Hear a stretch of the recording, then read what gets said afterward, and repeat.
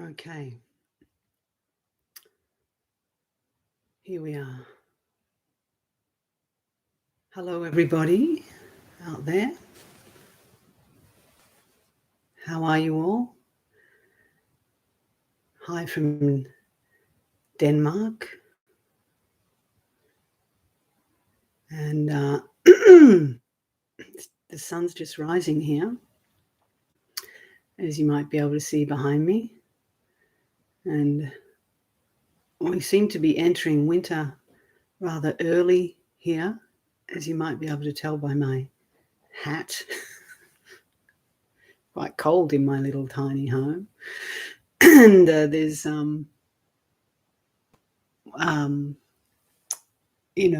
condensation on the window, so it's cold outside.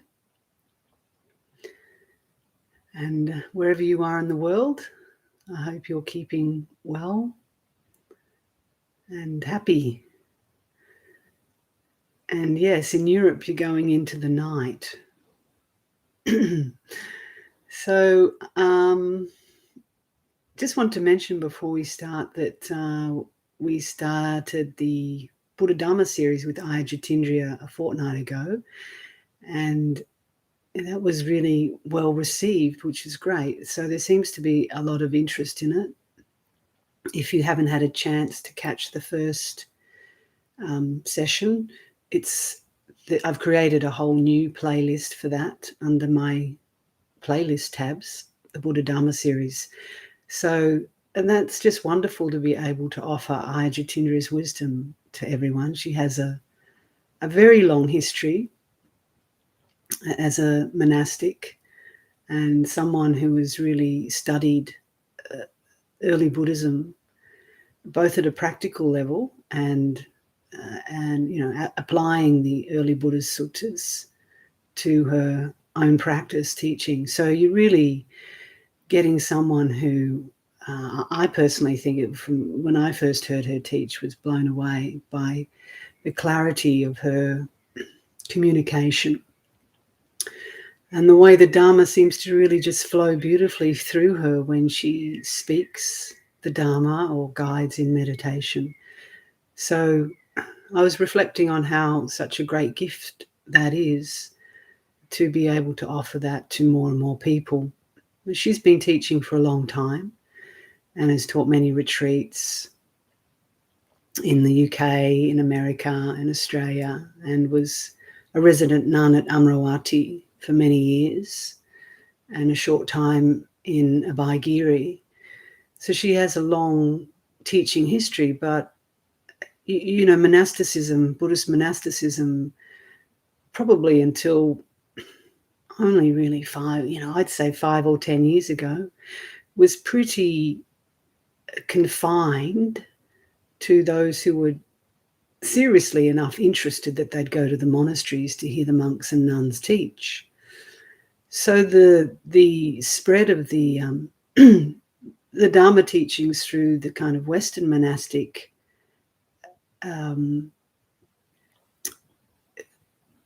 groups was pretty limited until this explosion of the internet. And of course, the pandemic had forced a lot of Western monastics to go online to offer their teachings. So, if you look on YouTube, you'll see that some of the great teachers are out there on YouTube now teaching, like Ajahn Sumedho. You can listen to his teaching. Ajahn Brahm's been doing it for a long time. As part of the BSWA, were kind of started up their thing over 10 years ago at least. So they were one of the first. And then you have, Thanissaro Bhikkhu and Bhikkhu Bodhi up there giving, live teachings, and many of the nuns communities now, which is wonderful, is being able to share. So it's kind of a new thing that the monastics have been able to, because they, generally we don't go out proselytizing or, offering big retreats at top prices or anything like that. All the retreats are just offered mostly within the monastic settings, or when someone invites someone to teach. So it was always fairly contained, and there's pros and cons to that. As you can imagine, when it goes wider on the internet, it just can become just another thing, another commodity, even though it's not for sale.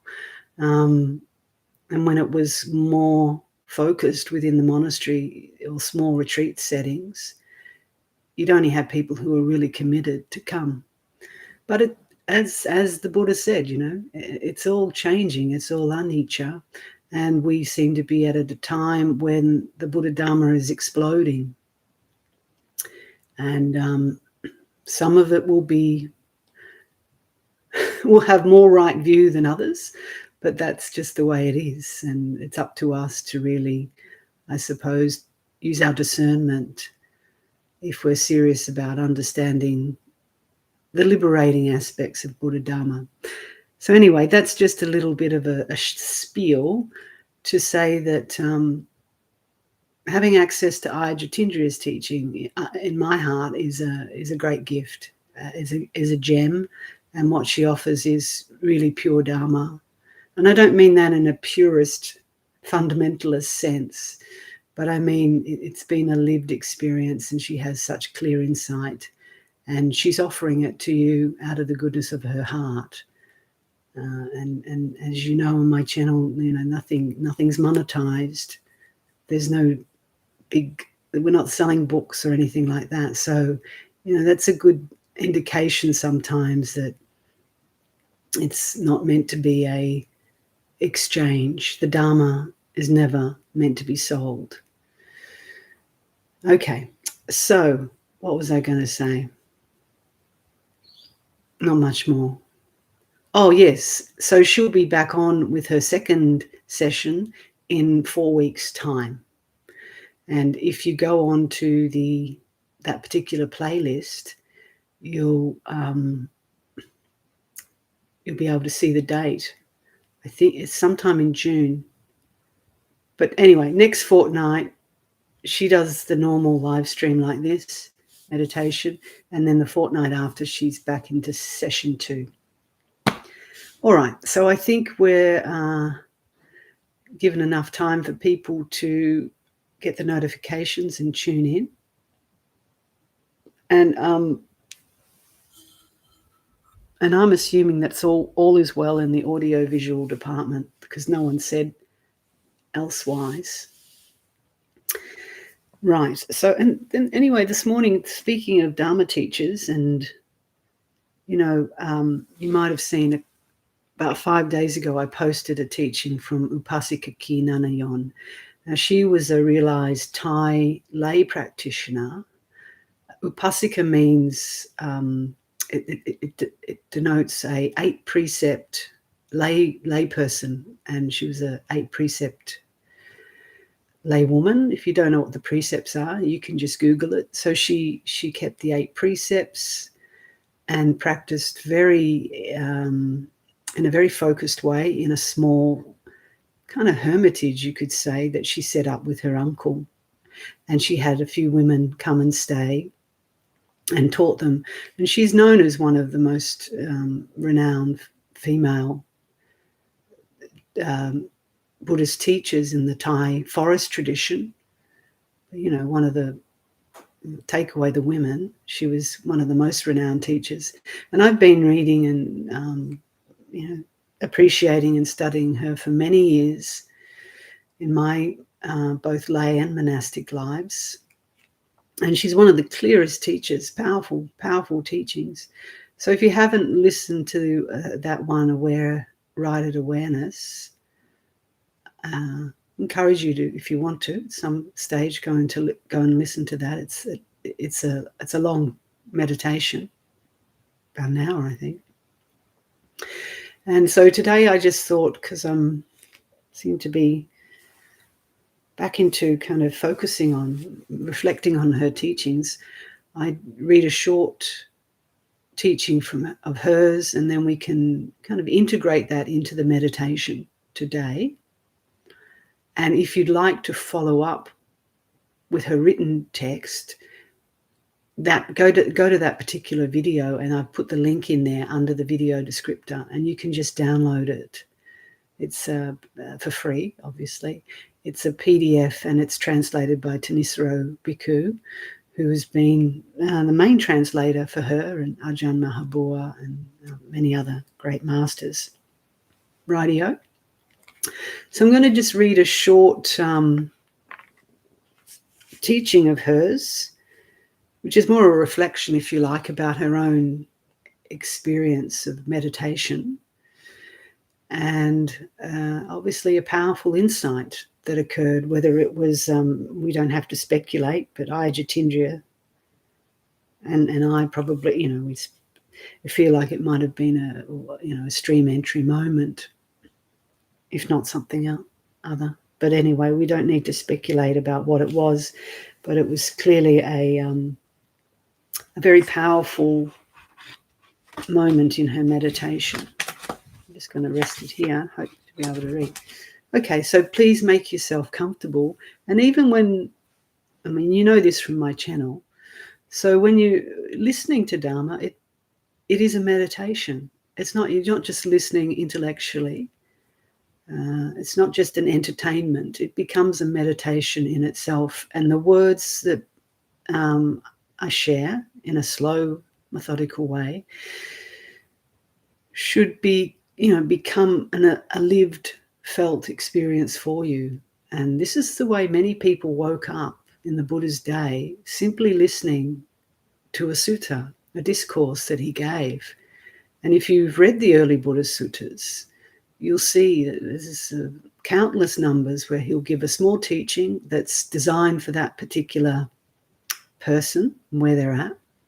And at the end of it, they say, and so attained, they may or may not say attained Sotapanna or was liberated, fully liberated, or something like that. And this is through listening.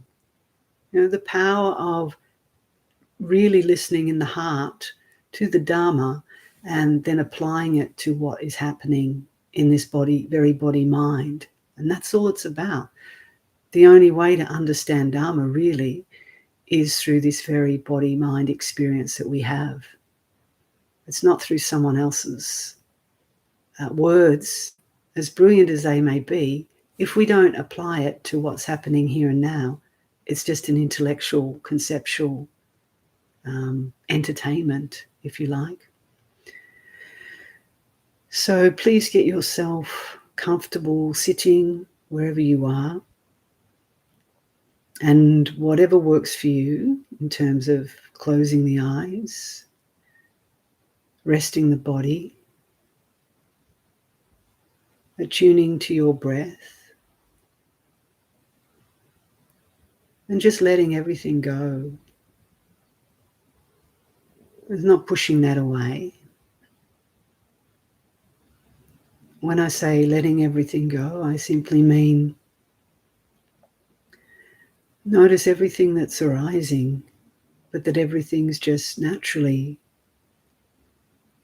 passing away, ceasing of its own accord. And you don't need to interfere.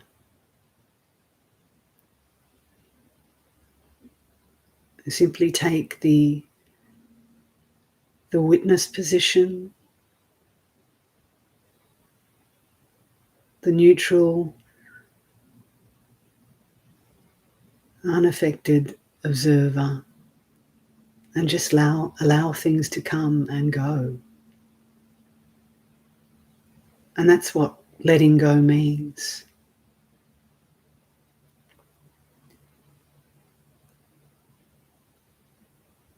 And so in that receptive state of mind, in that relaxed state of body and mind, you can listen to these reflections by this great master.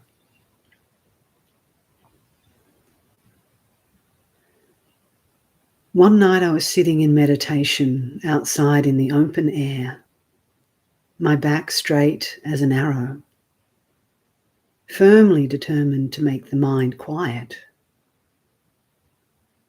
But even after a long time, it wouldn't settle down. So I thought, I've been working at this for many days now, and yet my mind won't settle down at all.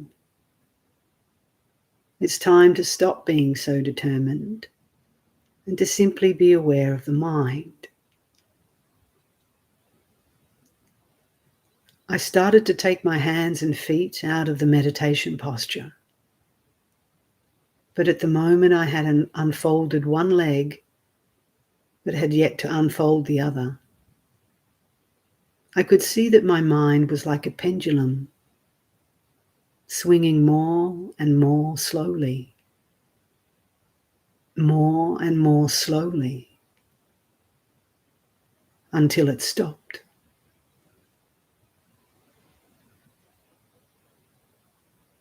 Then there arose an awareness which was sustained by itself.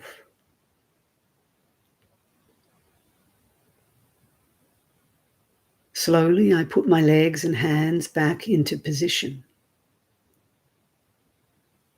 At the same time, the mind was in a state of awareness, absolutely and solidly still, seeing clearly into the elementary phenomena of existence as they arose and expanded, changing in line with their nature. And also seeing a separate condition inside,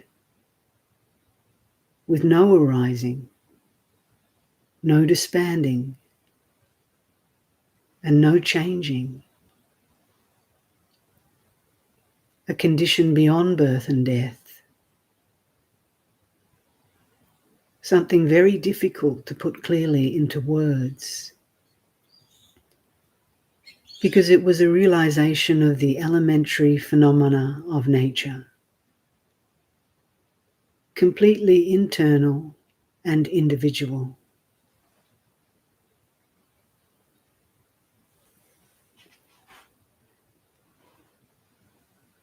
After a while, I slowly got up and lay down to rest. This state of mind remained there as a stillness which sustained itself deep down inside. Eventually, the mind came out of this state and gradually returned to normal.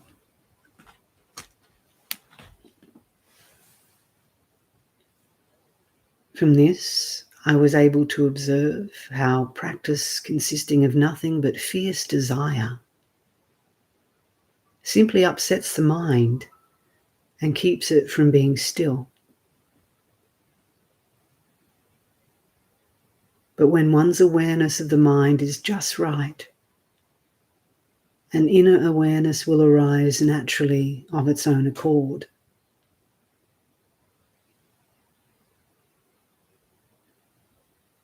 Because of this clear inner awareness, I was able to continue knowing the facts of what's true and false, right and wrong from that point on. And it enabled me to know that the moment when the mind let go of everything, there was a clear awareness of the elementary phenomena of nature. Because it was an awareness that knew within and saw within its own accord. Not something you can know or see by wanting.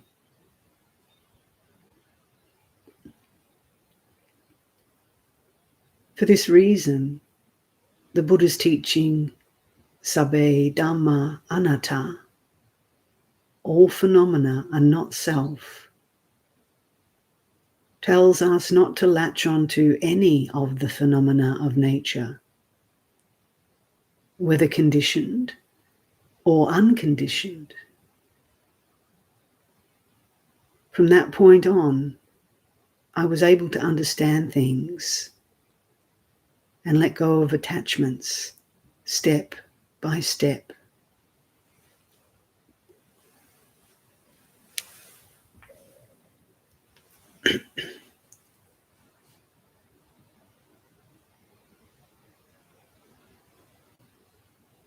So just taking this very profound, short teaching into your heart, applying it to your own understanding at whatever level you may be, you can understand aspects of it, even if some of it makes no sense. It doesn't matter. Things take time to ripen. Insights ripen with time, with practice.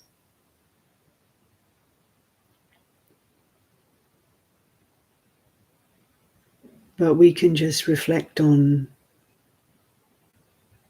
the overall message of this teaching and this profound insight that she had for ourselves.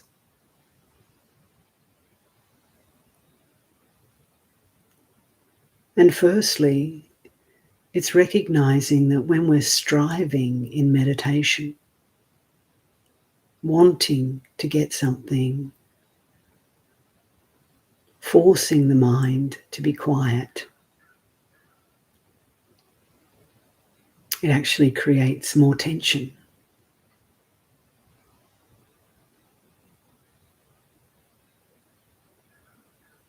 So can you see this for yourself right here and now?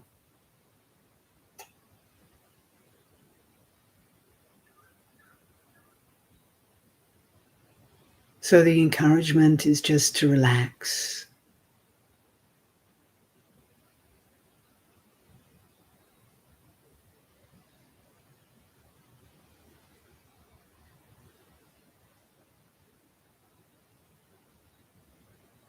And in essence, there's really not much we have to do. There's really not that much to the teaching, to the practice.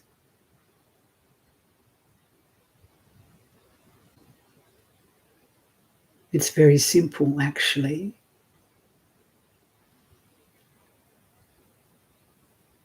But due to our conditioning, heavy, long conditioning,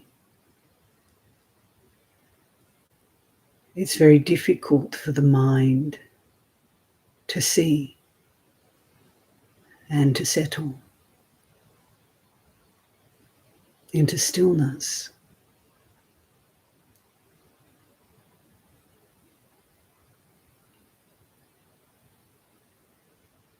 So what she realized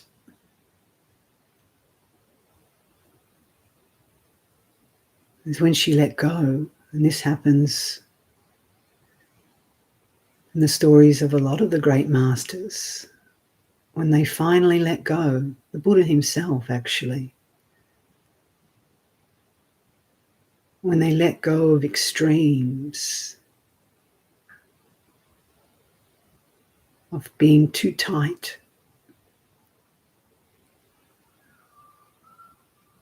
then something can happen all by itself.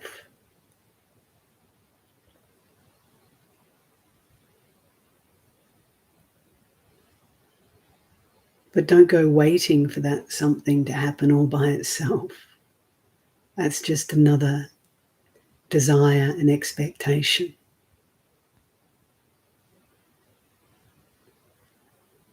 But it's the realization that there's no one here doing anything anyway. Ultimately,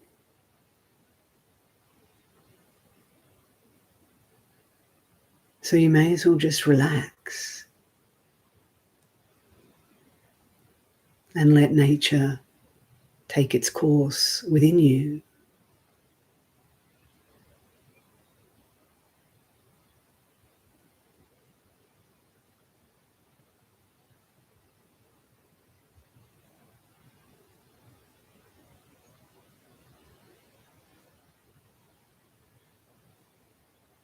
And then you start to see, like Upasika Ki is reflecting on,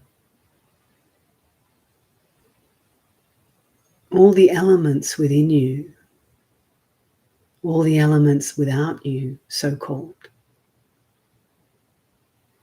are just constantly arising and disbanding.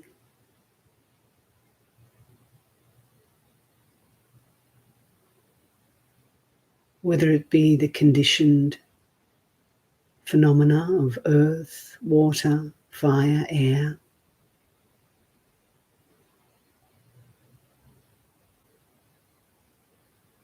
the thoughts, the emotions, the feelings.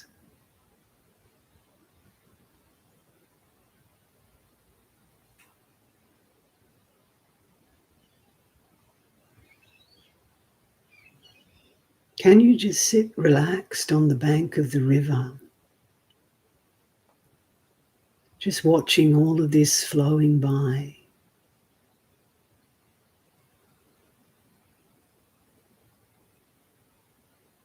And recognizing the Buddha's profound teaching of impermanence, of anicca.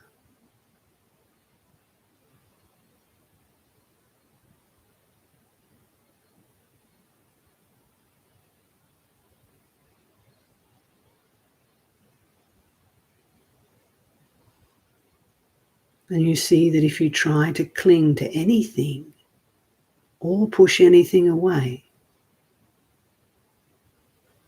there's stress and suffering.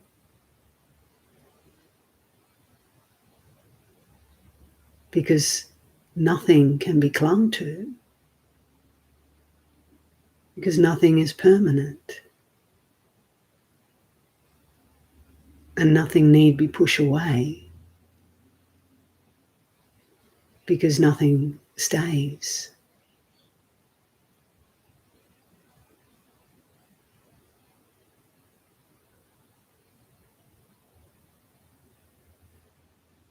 And when you start to focus more on the disbanding, the cessation of things,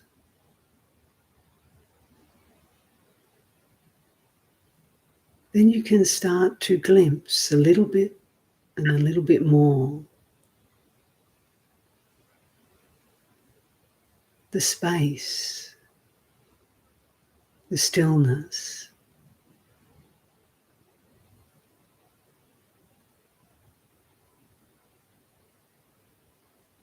or you could say the deathless nature that doesn't keep changing, passing away.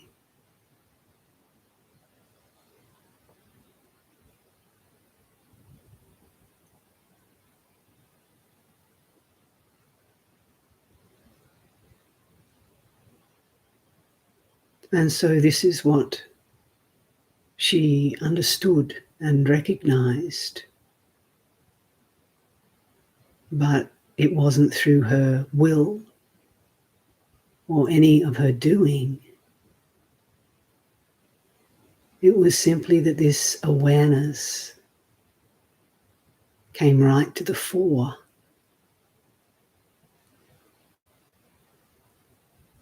And she understood with insight this deathless nature, this her true nature. And it remained for a long time.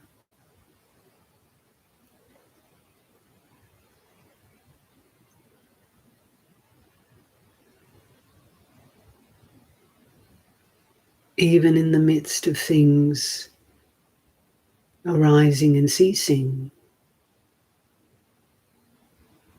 within the body, mind, within the body, within the mind, within the world.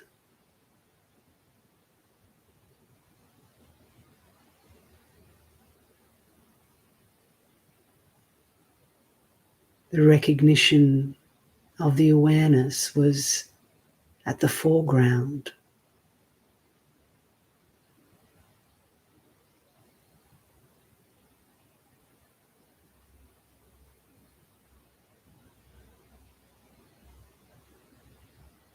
And it didn't move.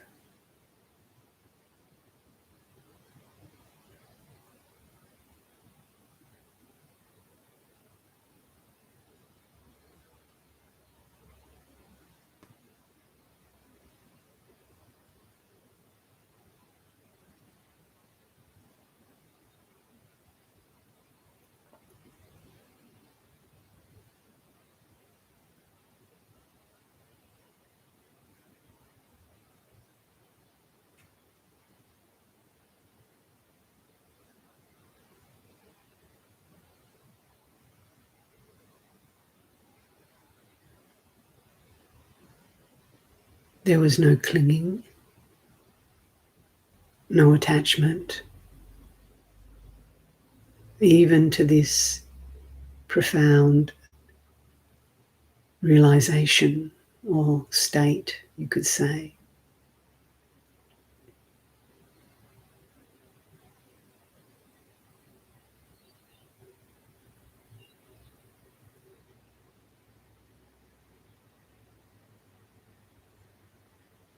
Because she understood in a very profound way that this deathless nature was anata, not self.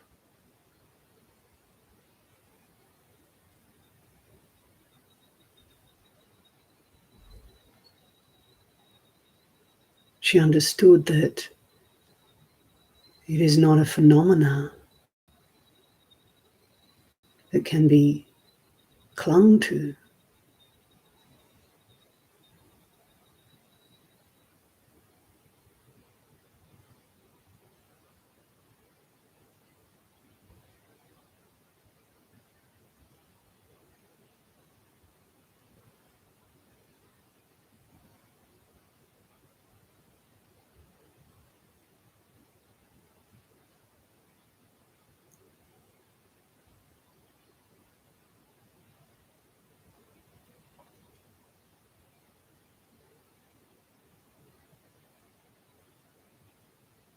And it is not a phenomena that arises and ceases.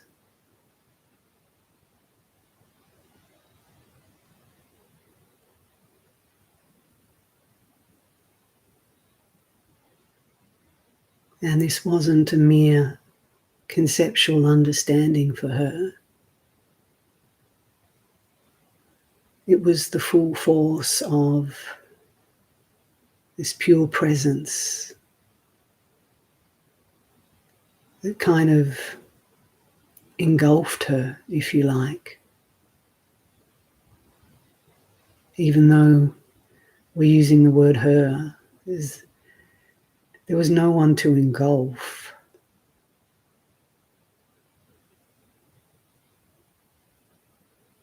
It was simply the pure presence revealing itself.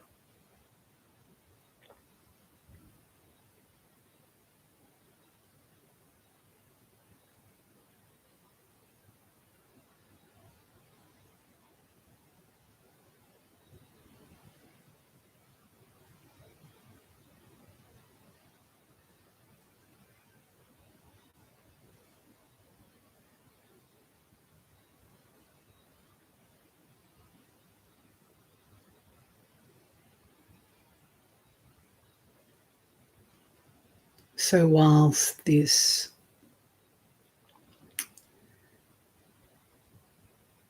reality came to the fore for some time, maybe a few hours or more, and she noticed that then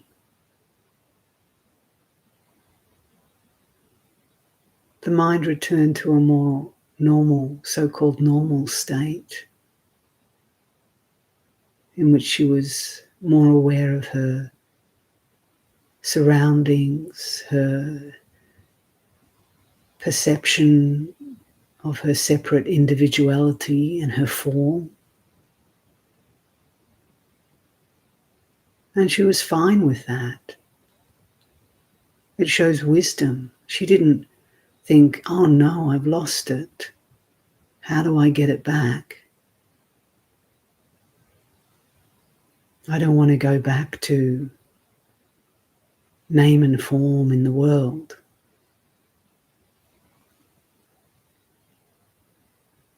Because that state of pure presence is very peaceful, very blissful.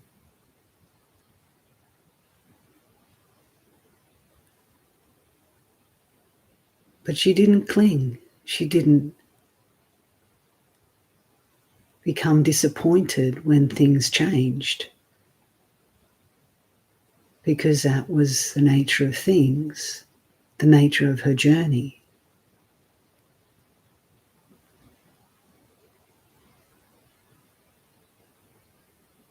And it showed real wisdom,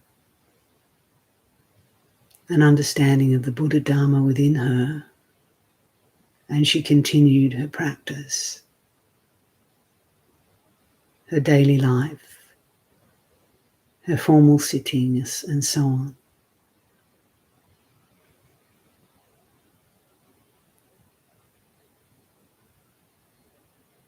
And then when she went back to sit meditation,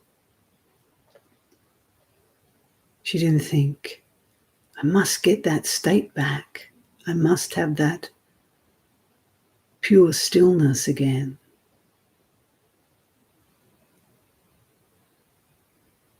Because she recognized that she didn't do it.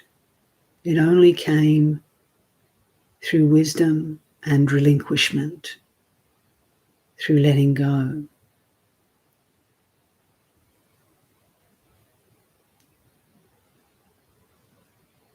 And then, as the records would have it, she eventually let go of all attachments in her life and was liberated.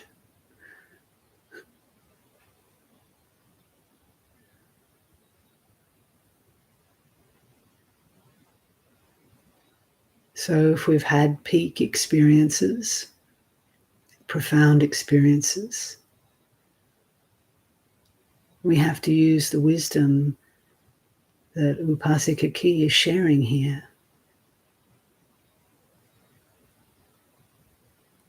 And not cling.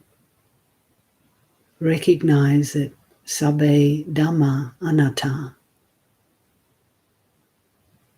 all conditions, whether they be of the conditioned realm or the unconditioned, are of the nature of not self.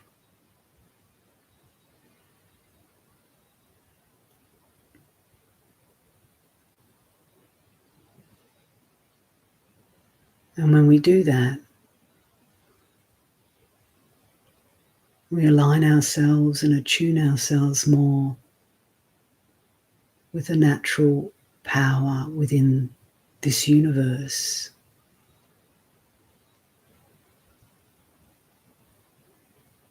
And then that has a chance to work through these bodily mental forms that we inhabit in this life.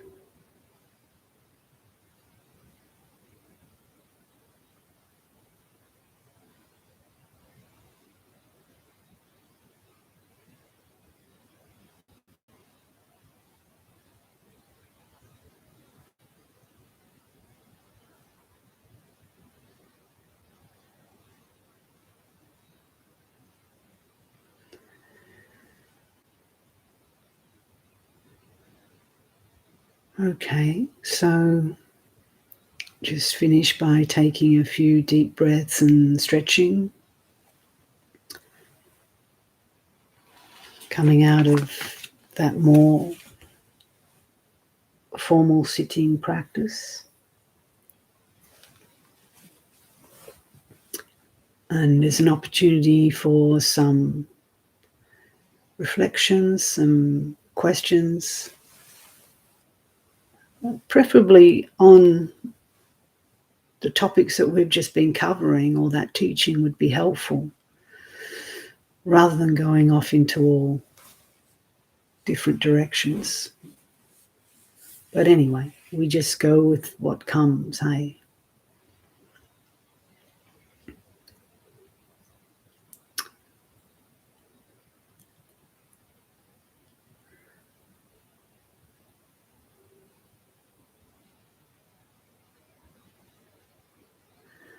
So let's see. I can actually read the screen today without my glasses because I've got so much light in here. Okay, so there's a question about what is samadhi in Buddhism.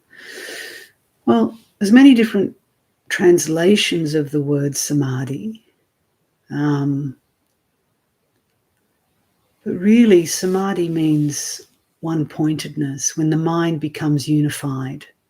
So if you think of that teaching, sometimes it's translated as concentration, but it's a problematic translation, concentration, because if you think of concentration in Western culture, we have, an object and we concentrate on it, and there's a lot of effort involved in concentrating. If you think of studying or trying to thread a needle, whatever, often there's a lot of effort and a sense of I'm concentrating on the object.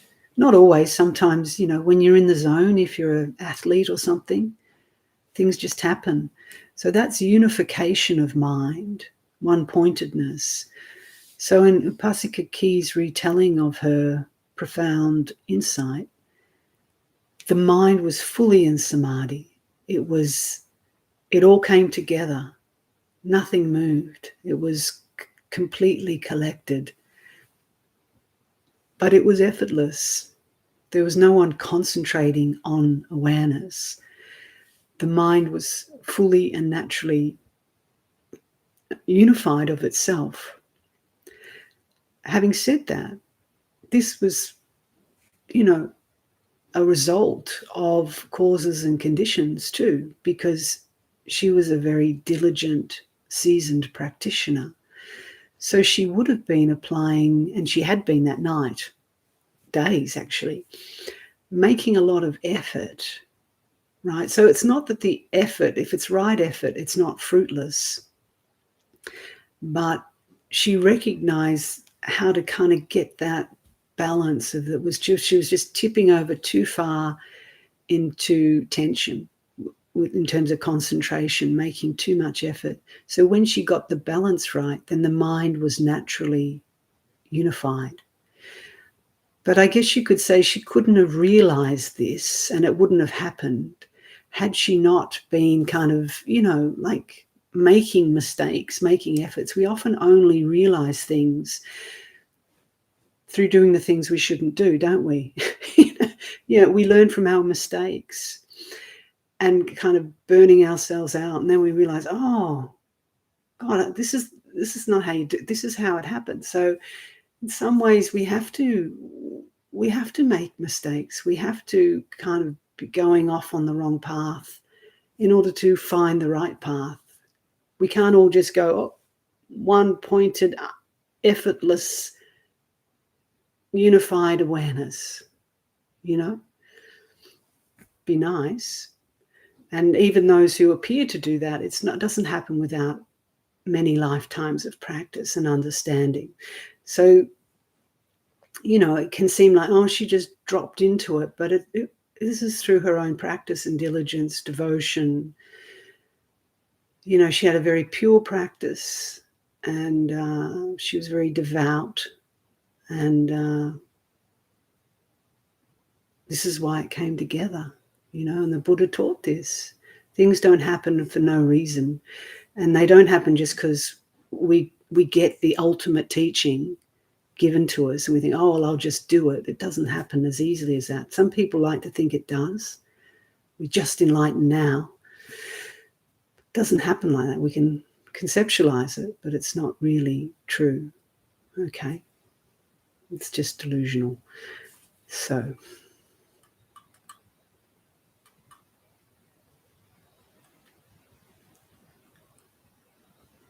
I'm glad it was helpful for you, Marion. And if you're interested, her book, she's a very clear, powerful, her teachings are very powerful. So you can find that link, as I mentioned earlier. Can I explain a bit more about stream entry, please? I don't want it too much, Niall, because then it becomes another thing that I'll say a little bit. And, this is kind of language that's used within the Theravadan tradition, or what the Buddha taught in early Buddhism. But stream entry is also known in the Pali as Sotapanna. And it means when the first three fetters of 10 have fallen away. And if you want to know more, this is what the internet's for. But there's so many detailed explanations of the different stages of awakening. So with stream entry, the first three fetters have dropped away, and they are skeptical doubt. Well, sometimes, let's start with the first one. Personality view is the first thing that drops away. And again, these aren't just intellectual. They have to be seen as powerfully, as directly as what you heard in that teaching. Hopefully you heard it. The recognition of personality view dropping away is really a deep, deep insight into no self, the not self nature of all things, of all phenomena, anata. So one really understands fundamentally, with insight, wisdom, that this body-mind is not themselves, and that there cannot be found a self within any sankharas, any conditioned phenomena. So that's the first thing that drops away. And when we say it drops away, it's so profound. It's like a big scab dropping off within the heart, right? And you don't do it. It happens by itself. The second one is attachment to rites and rituals. It's often translated as that. What does that mean? It really means that we're not attached to views and opinions, doctrines, or any conceptual beliefs. Now that might think like, I don't believe in anything, but it's really deeply undoing such deep conditioning and attachments that we don't even know we're attached to. Okay, so attachment to rites and rituals. And the third fetter that drops away is skeptical doubt. Ajahn Sumedho often translates this or speaks about this as the dropping away of any thinking, any clinging to thinking. Because when you think of doubt, or when you reflect on doubt, what is doubt? It's only a thought. Okay, so there's no doubt. You could say there's no doubt about the nature of reality anymore. Okay, that is cut asunder when stream entry occurs. Now, in terms of the teaching, it's taught that when one, there's path and fruit moments too, but that's something you can read up by yourself. But the Buddha's taught that when one, and there's no one, but it's the language, when stream entry, when one enters the stream, or when the mind enters the stream of nibbana through these moments, then the Buddha taught that one will take, but there can be a lot shorter than that. Depends what happens. I don't want to speculate about Upasika Ki, but if you read her teachings and her insights, it seems that she certainly didn't. She certainly went beyond stream entry. But anyway, this is where it gets problematic talking about it. But it is in the suttas, and I'd say if you read any of Bhikkhu Bodhi's explanations and Thanissaro Bhikkhu's, and go back to the suttas themselves, it outlines those stages of awakening, if you like, or stages of enlightenment. Okay, so I hope that gives you something now, but we've got to be so careful, don't we, because of our conditioning and our egocentric views of ourselves and still clinging to ourselves. These things become like KPIs, don't they? I've got stream entry. I'm just, putting in all this effort to get anagami and arahant and all, and as I like the way Ajahn Chah always said, don't be a arahant, don't be a bodhisattva, don't be anything at all, because when you cling to anything at all, have these ideas that there's attainments, suffering arises. So it always comes back to that. But it is good to recognize when these things happen, if they happen, and don't go looking for them, and so they can clarify experiences that don't make sense to us. I think the sun's coming. I might have to pull this down a wee smidgen so I can read the screen. Okay.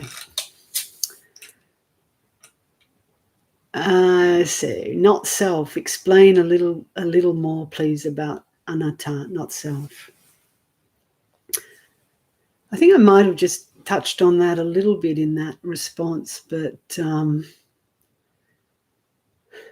it's in a nutshell, anata, or not self. It doesn't mean that we don't exist, that there's no self here. This is how people often pick it up and go with the extremes, and then you hear these platitudes.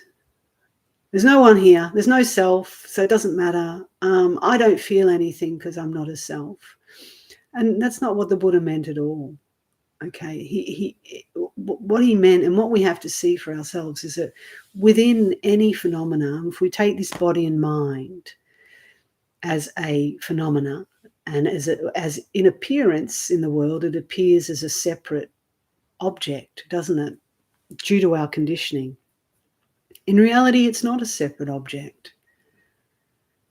It's, if we could see clearly, we would see, and we can see clearly when the mind is still enough, that it's part of the whole. It's part of a whole universe. And then when I look, even if I take my attention and focus it within this form and look for a self, an unchanging, abiding entity that is fixed and permanent, I can't find one, right? Can you?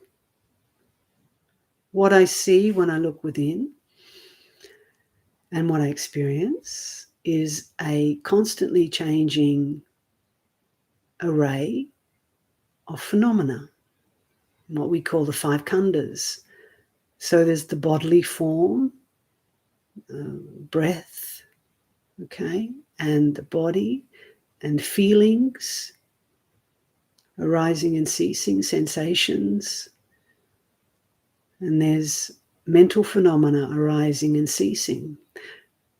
And then you can also discern when you look that there's elements within and without, but within, we'll stay within. You feel the fire element within the body, you feel the earth element, there's bones, skeleton, this is the earth element. There's expiration, inhalation, expiration, there's the breath, the air element. What else? There's the water element. I perceive there's water within me, it comes out of me sometimes, okay? And I feel the fluidity of the blood, and so on. And there's the fire. I feel the warmth and the cold. And then I can also perceive the space element within me, okay, and without. We have a perception. Space is a perception. We can perceive space. And then the last of this is consciousness. I know there's a consciousness element of the mind consciousness arising and ceasing. Now, we call that a self in this world. We're saying this is who I am. I am the component of all of this. But can you actually find a self, a permanent fixed self, apart from what I've just talked about? You can imagine one, you can conceptualize it, you can say, well, no, I'm none of those things, but I'm a soul, I'm a this, right? I am beyond it. But that, again, is just another conceptualization that you either believe or you're imagining. So this is what he said. And it's not a negative thing. It's actually, when you really realize it, it's a liberating insight. That's why I said denial, the first fetter. And why is it a fetter? Because we're in bondage, right? The first fetter to drop away, one of the three, is the belief that we are this fixed, unchanging personality and this body mind. And of course, society tries to tell us and reinforce that's what we are, right? And so then we believe it, and then we have highs and lows, ups and downs, because sometimes we like our bodies, sometimes we don't. Sometimes the bodies match societal expectations of what it should be. Most of the time it doesn't, because perfection doesn't exist. Or we attain it for a minute and then we grow old, grow age, get fat and die. So these fanatics who are fixated on body beauty and youth, their investment is not going to pay off. And similarly with the mind, if we believe that we are, attachment to our thoughts, that this is who we are, how easy is it to suffer when we believe that we are our thoughts or our emotions? That is what I am, and it's just a bundle of conditioned processes. And sometimes we like them, sometimes we don't. And if we believe it's who and what we are, we're bound to suffer.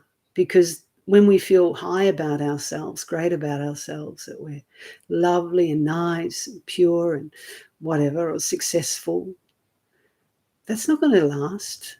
It all changes, and our perceptions will change, and all the conditioned factors within our particular individual experience and society will force these perceptions to keep changing, and they go to places we don't want them to go. So it's about not identifying with this body mind in any way. It doesn't mean we become cold, hard stones. It means we allow things to arise and cease, but we're not fooled by them. And we can even laugh at ourselves, right? And we see, this has come from, we don't have to see this, but sometimes we might, this is just an old thought pattern or an old conditioning that, when I was a kid, that I kind of picked up as people said this is who I was, and I believed it, and none of it's what we think we are. So if we come back to why is non-self, and understanding non-self, not believing it, don't believe it. You've got to see it for yourself. Why is it liberating? Because all this nonsense sloths off, okay?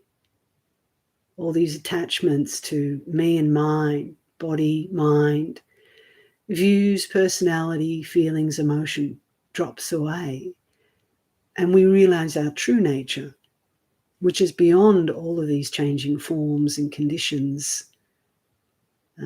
But that too is not yourself. Don't pick it up as another self-identity, which is what people do. It's impersonal, transcendent. This is what spiritual means. It's not something that you can, another thing that you can claim and identify with. If you do, you're just deluded, and you'll come a cropper with all those problems that arise when we start to cling or identify to transcendent states and ideas. It's just another ego trip. So what Upasika Key recognized, that all conditioned is non-self, okay? And so, yeah, that's probably enough. So Constantine says, effortless concentration maybe, maybe flow, wu wei. Yeah, wu wei means that effortless, it's like the Tao. They talk about the Tao being the flow of things where, you get out of the way, or you're out of the way, so things just flow. Speaking of flowing, this chat room's just flown out of I found you. Okay.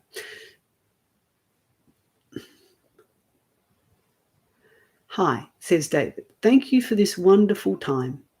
Do you have some advice on how to discipline the body and mind to meditate when I don't feel like doing it? Get a big whip and smack yourself. No. So discipline. Yeah, it's about the middle way with discipline, isn't it? It's hard to talk to that because we're all different. We've got to make this decision ourselves because, they use the Zen stick to discipline those monks who were falling asleep, and probably it was done out of compassion and wisdom, hopefully a lot of the time, and it was helpful. But often it's not helpful because we come from a culture that's quite harsh with discipline, and we put so much pressure on ourselves and judgments on ourselves, and then when we don't live up to our ideals, we feel very weak and hopeless and like a failure. So, David, I would just encourage you to really understand what discipline means to you and where it's coming from. Like if you had disciplinarian parents, it could be just your super ego having a go at you saying, you don't meditate enough, David. You should get up. You're lazy, And then what did David do as a child? David might have complied for a while but felt resentful, or he rebelled and became lazier just to spite his parents. So have a look where this notion of discipline's coming from first. It's more important to develop wisdom around that. I'm not saying just be a lazy bum, lay in bed, because what needs to happen with meditation, if you try to discipline yourself with meditation, it just becomes another chore and you hate it. And then people give up because who wants to do a disciplinary spiritual practice? A lot of people do. And then they either go a bit mad or they give up. Or like Upasika Kiki, who I wouldn't say was a disciplinarian. She was making efforts, but she wasn't completely deluded by it. And she saw quickly she was trying too hard. So she relaxed. So it's wisdom that's going to help you with this, and to recognize also that meditation doesn't always have to mean sitting down still, cross-legged, not moving for an hour or 2 hours, whatever. That's a formal meditation, and of course it's very helpful, but we can only do that when we're ready for it. If we're trying too hard, forcing ourselves, we're going off the path. And that meditation is something you do with each breath, each moment. So you're never away from meditation. It simply means looking at the mind, knowing what's going on, right? Having mindfulness and wisdom in each moment.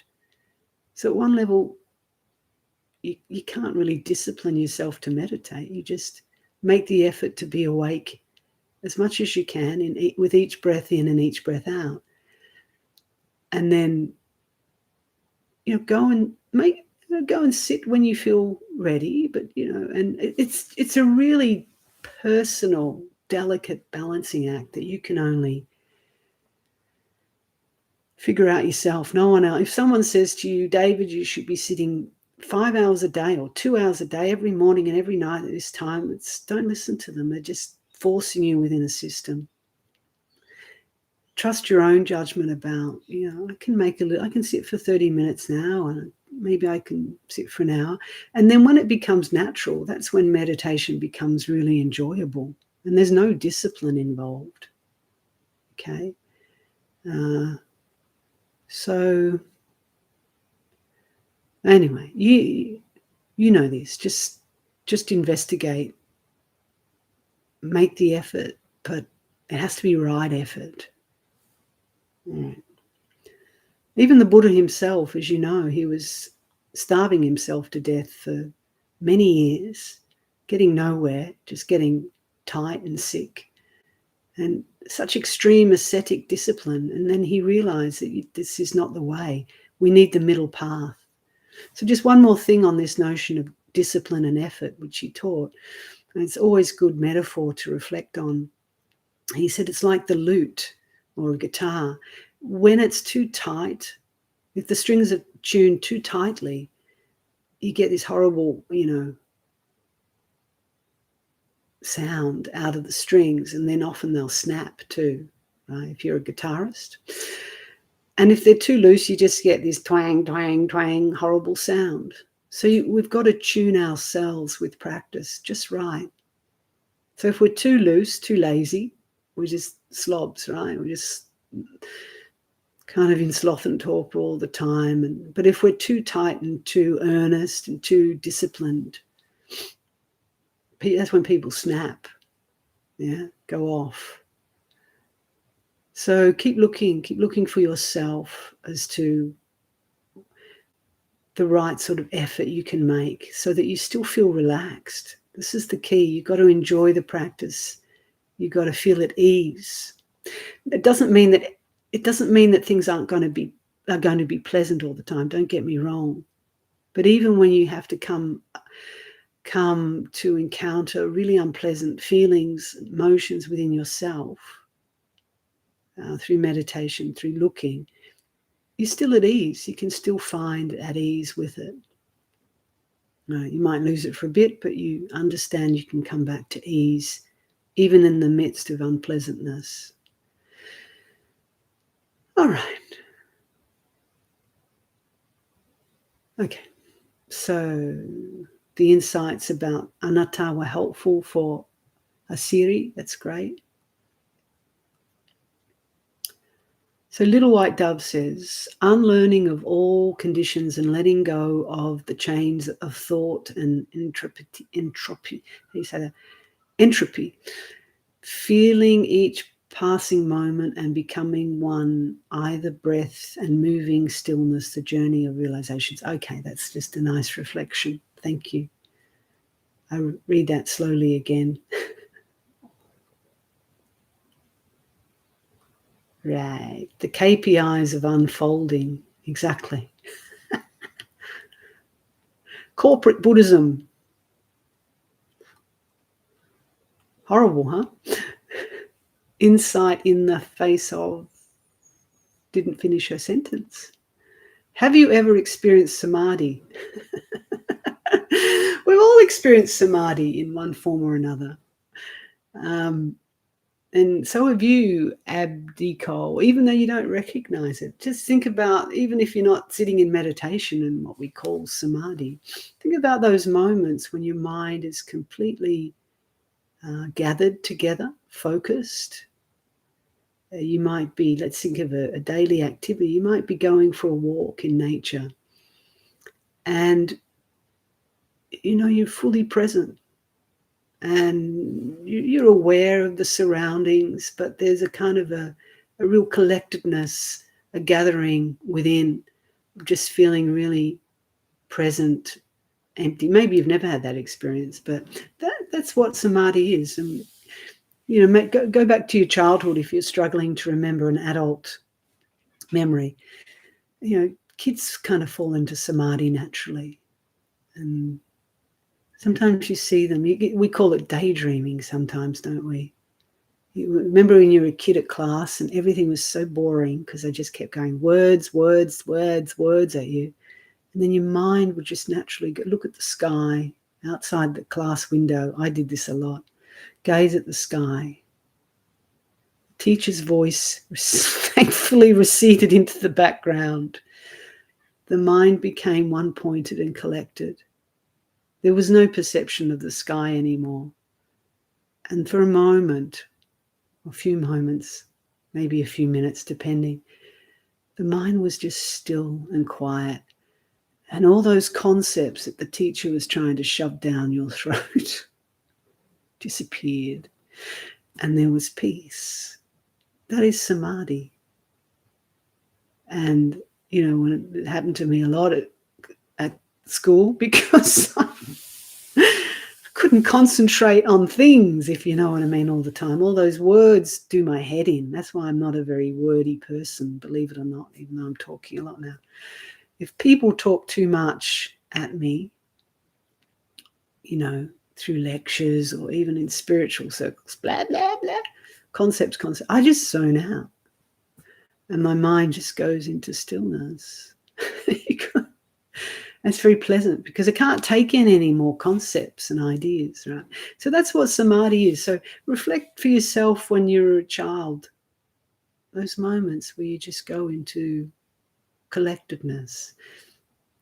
And you don't do it, it just happens. There's certain conditions you can do, practices you can do in meditation, of course, that develop, so-called develop samadhi. But real samadhi comes through letting go, through no effort. Right.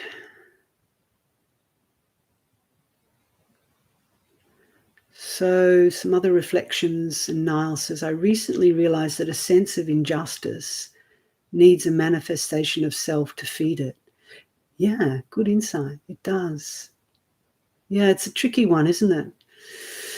Getting that balance of seeing in so-called injustices in the world, but how do we kind of deal with it not acting out of self?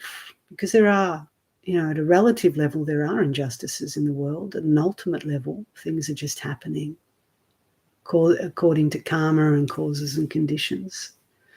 Doesn't mean we just therefore label everything's karmic. But anyway, I'm going, that goes too far down the rabbit hole, that one. Let's not go there. So Jeremy says, this channel is reinforcing my belief that all meditative states are one. Meditative states. Well, there's all sorts of meditative states, but maybe you're talking about the ultimate reality as one. The problem is with how one tradition uses a stream of language that may not resonate with another. We need to feel the common. Yeah, so I would say if one stream, because it is just words, paradigms that have been developed over centuries, millennia, in a particular culture to try and convey the truth that goes beyond words. And then, some methods. If it doesn't resonate with you, I would just not pick it up. I'm just offering a range of traditions because personally I've studied this for many years, comparative spirituality. And I kind of like hearing the commonalities and sharing it, but I certainly don't expect that people listen to every tradition. And particularly when you're starting out, it's good just to focus on one. Otherwise it gets confusing. But when you get to a stage where you feel very solid and have a clear understanding of your own practice paradigm and language, whether it's Advaita, Vedanta, or Buddhism, or Christianity, or whatever, and you're kind of curious about, well, what did these other wonderful masters say? And then they say it differently, but you hear in the depth of it that they're saying the same thing, just using different words and paradigms. And that can be really helpful once you're solid in your practice, because sometimes a certain word or pointing can kind of open a new insight that perhaps being stuck or fixated on your own paradigm or tradition hasn't been able to release, if that makes sense, right? So, for example, sometimes I listen to the Sufi masters, and because their emphasis is so much on love, devotion, and letting go, I find that can really open the heart. And this concept of not self, the way they talk about dying into the arms of the beloved is the recognition that, that dying, of letting go of this view, this delusion of the self, comes through a kind of melting and love. Very different from the analytical, disciplined approach you can often find in Theravadan Buddhism, which is very rational, very scientific, very logical, and appeals to a lot of people with that sort of mind frame. But the Sufi stuff is not rational. You're going on a journey, of dying into the arms of the beloved, being intoxicated on the wine of love. It's not wine. They didn't drink wine, they're Muslims. But the wine of love they use as a metaphor for dissolving. So sometimes for me, listening to that, it just it's another kind of insight, opening, understanding. But if it doesn't resonate, then, obviously no one's forcing you to listen to them. Everyone's on a very individual journey at one level, but we're all on a very universal journey. And someone says, all is verily the self alone. So, yeah, the self is the concept that's used in Advaita Vedanta and annoys the hell out of Buddhists, which I love, because, the Buddha was all about non-self. So then they hear the self and they go, well, Advaita Vedanta is all about the self. It's only a word pointing to the ultimate reality. So it can trigger people. And I guess Advaita Vedanta people can be triggered by the not self, because they go, but there is the self. And they go, no, there's not the self. It's all just words and arguments and head play. It's very funny. And Padmasambhava was teaching, if you listen to that most profound teaching that kind of started this whole YouTube thing on my channel. It's a long one, but it's a beauty if you're ready for it. It's called Self-Liberation Through Seeing with Naked Awareness. In the first part of that teaching, he puts all the different concepts. He goes, this is I'm going to point to the ultimate truth, and this is how it's referred to in blah and blah and blah. And he says in the Tirthika tradition, which is the outsiders, they were referred to, they call it the self.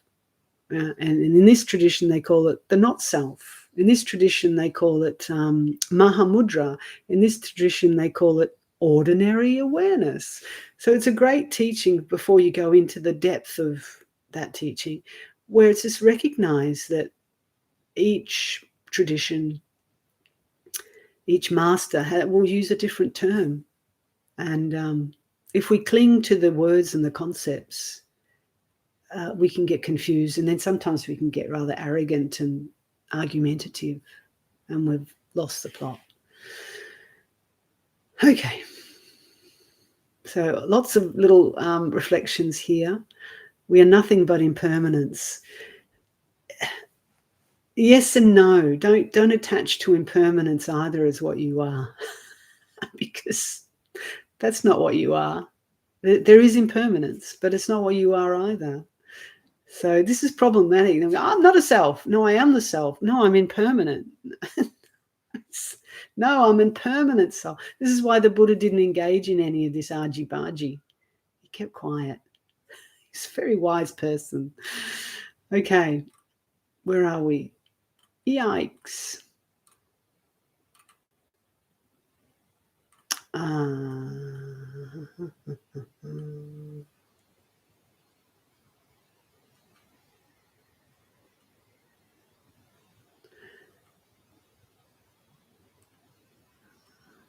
Tony has a question. Is a sense of oneness and connectedness to everything a transcendental state? Yeah, it's often translated as a transcendental state. Why is it called transcendental state? Because it seems to transcend our ordinary and so-called conditioned view of reality. So when the mind slips into that kind of non-dual awareness, and it happens spontaneously and naturally. We call it transcendent because it transcends the delusion of separateness.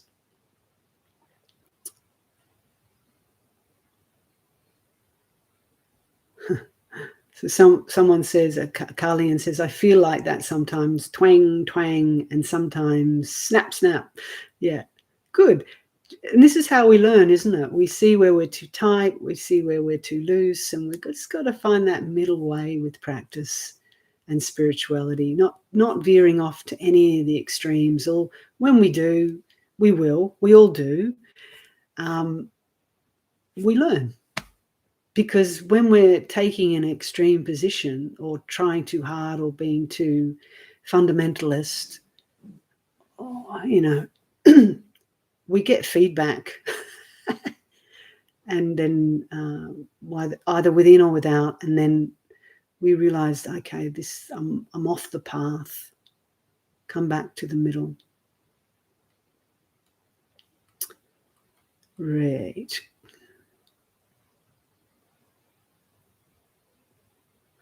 So you also have another question down below, Carlian. Sometimes I wonder of we are that peace in personal consciousness. Why, although, if we are that peace or in personal consciousness, why do we have all these emotions and thoughts, pain and suffering? What's the point? Well, the reason we have them is because of ignorance. That's the short answer. And what's the point? I guess the point is that it can wake us up to our true nature. Keep it simple. When we suffer, suffering's a great teacher. It's a great awakener. It's what brings most of us onto the path. And then we have to realize that we're not these emotions and thoughts. And then when we deeply realize that, then suffering ceases. So ignorance becomes uprooted, right? So I guess the point is to awaken to our true nature. I recognize that people are just doing nice little, Angeles and reflections, but I won't read them out because I'll look for a few questions. So Hakan says, I'm over 30 and I've had a long-lasted failed relationship behind, but I don't have children. And one day, if I will have one, I hope the mother will be someone as this man. That's cute. Oh, like me. What to say? They won't be, but they will be. Okay. So you can help them realize their own true nature. Cute message. Okay, lots of laughs. Thank you. Thank you. Flowers. Any advice on how to enjoy all this without grasping for the deeper realization or understanding? Thank you so much.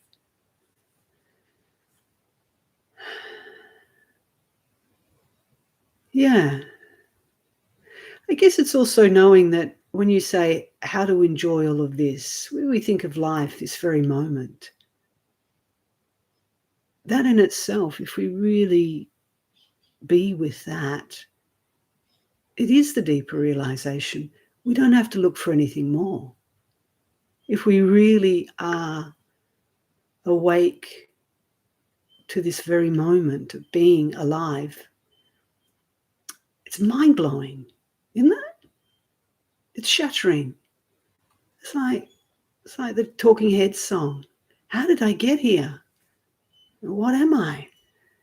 And when you really kind of just wake up to that, we don't have any idea. And life is quite mysterious and wonderful if we don't go looking for an answer in our heads.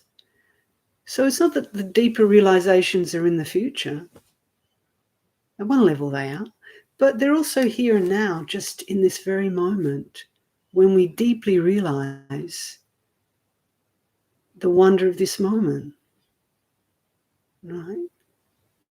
And when we look when we really feel and look, the mind will naturally become quiet or quiescent, because there's no way we can get our head around this experience of liveness, right? And that, when the mind just kind of gives up believing and grasping to labels and concepts, views and opinions, and just naturally becomes still, in this moment, that those deep realizations naturally arise. So just don't go looking, just look now, just be here now. That's, who's that? Ram Dass. Be here now, that's what he meant, that's what it means. And realize, as you be here now, without the assistance of any psychedelic drugs or spectacular meditation techniques or any aids, that everything is quite amazing and alive.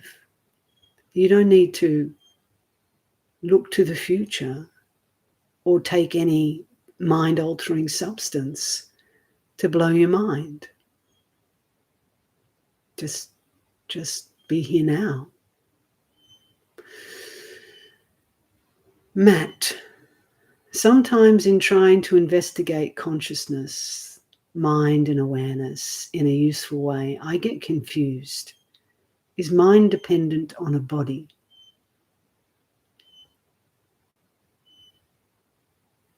I'm confused. Hang on. One, I've lost your question. Sometimes in trying to investigate consciousness, the mind and awareness, okay, so I'm not sure if you're putting them all in one basket in a useful way. I get confused. Is mind dependent on a body? Well, it depends how you're defining mind. I think the easiest way to try and reflect on it, well, this is for me, I don't know if it's going to be helpful for you, Matt. Well, firstly, recognize confusion comes through thinking. It can only come when we start to think about things and try to analyze them and figure them out. So the first thing is to stop trying to think about it and just be and look. And I guess in my own practice, when it comes to looking, it's often helpful just to see how this body, or the perception of this body, because remember, the body itself is a thought. When I was born, when you were born, we had no sense that we were a separate body. That had to be conditioned into us, right?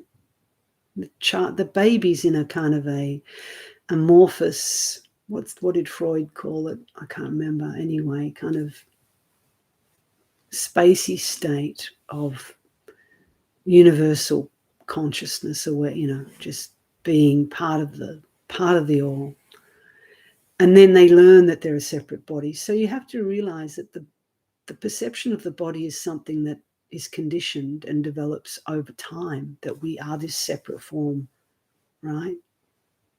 I'm separate from you, I'm separate from that. It's helpful to get around in the world so that you don't walk into tables, right? And so that you can communicate, etc. But ultimately, it's not the ultimate reality. It's simply a thought perception. So when you go into meditation and the mind becomes calm and quiet, you can see how the perception of the body arises within awareness itself, right? So I think Ramana Maharshi often talked about the body is in awareness. Awareness is not in the body, right? So maybe just reflect on that, how the perception of your body, feelings, the mental kind of imaging you have when you close your eyes of a separate body arises in awareness itself. And you've created that. We've created that from a young age. and learnt to kind of say, this is my elbow. Even when you're not feeling your elbow, you kind of create a mental image, and we build these images within our minds or within awareness. And when we start to see that in our practice, we see, how everything is a mental construct. And when those mental constructs dissolve, we realize the non-dual nature of everything, okay? But the confusion will only arise when you try to start figuring it out and thinking about it. That's not what practice, at one level, we can use analysis, but we have to drop that if we want to go deeper into just direct experience and insight.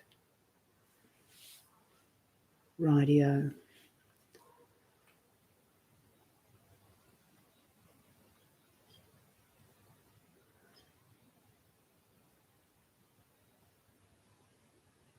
There's quite a few questions, and we're just coming to the end of the session, so maybe I'll just take one more, if there is one.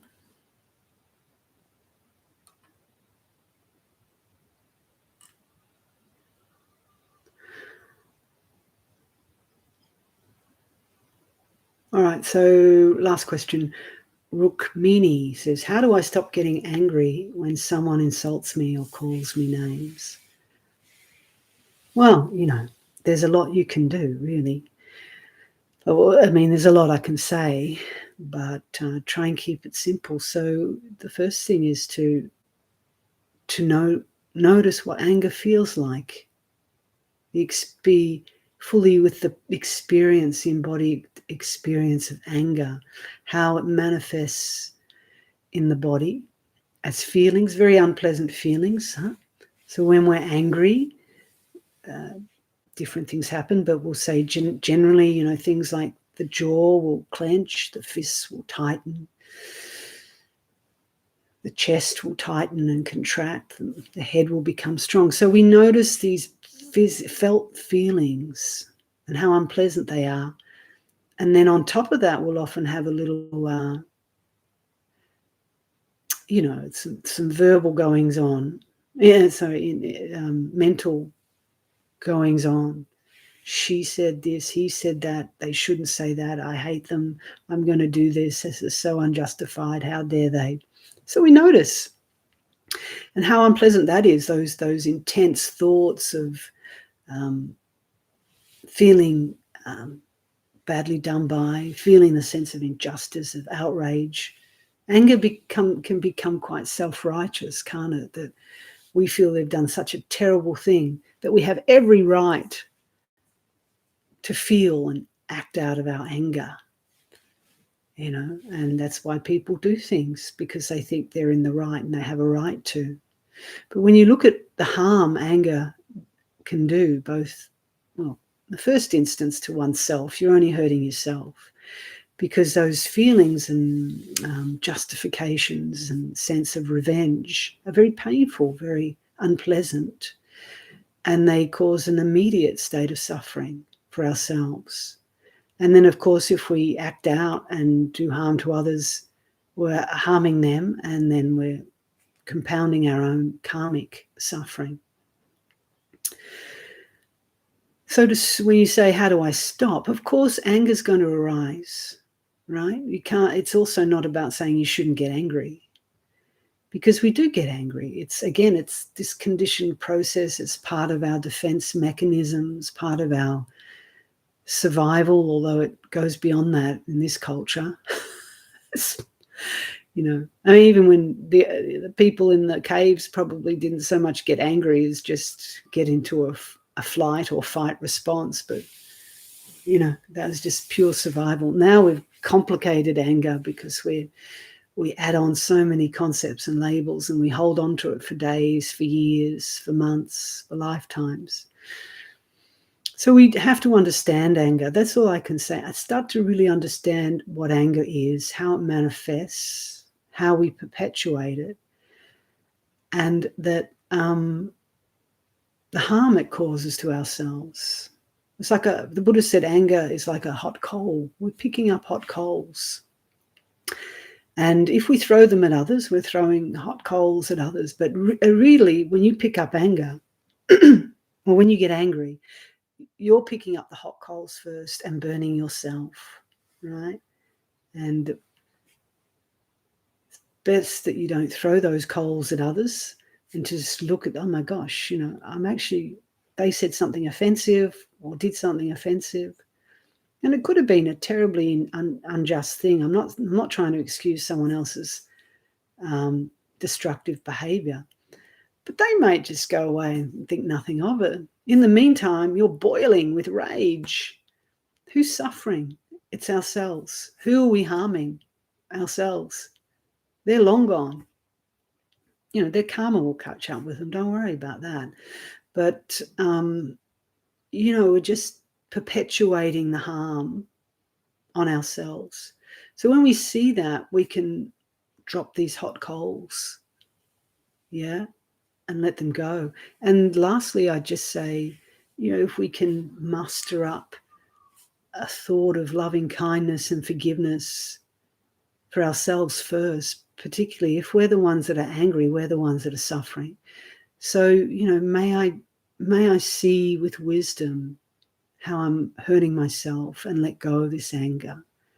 And then if it can happen naturally, but you can't force this, later you might be able to say quite sincerely, may this person come out of their ignorance. They're causing themselves harm. They're causing others harm. So forgiveness is, I think, probably the best antidote. But again, it's not something you can force, is it? Can't fake it. Or maybe you can fake it till you make it. They say that. But I don't. I try not to fake things. It doesn't feel authentic. So in a very simple way, be with your anger in a very embodied way. Get to know it, how it manifests, and see how ultimately we're hurting ourselves when we're angry. And if we're acting out of it, we're hurting others and we're doubly hurting ourselves. So through wisdom, we can come out of anger. But we also I don't want to encourage you to repress it either, because that just turns into all sorts of neurotic behavior. Let it come, it'll come, right? And try and breathe with it, feel it, but don't believe it. And don't believe all that. I must say this, I must take revenge, I must, Doesn't mean you don't take action, but it's best not to take action when you're really angry, isn't it? All right, so I hope some of that response helped for all of you to deal with anger, for all of us to deal with anger when it arises, because it is a very difficult emotion. But there's so much of it floating around in the world at the moment, isn't it? And if we just fuel it by getting angry with the anger, we're just compounding it. So may all beings come out of our anger. Let that hot coals, let them go. And may all be well and peaceful, but also real and authentic, accepting whatever comes, letting it go, because it will go of its own nature. And in a fortnight, Ayajatindra will be here to do the generic live stream, if we can call it that. And then a fortnight after that, the Buddha Dharma series. Take care, everybody. It's enough from me today, enough talking. And may you all be well and enjoy the practice. Take care.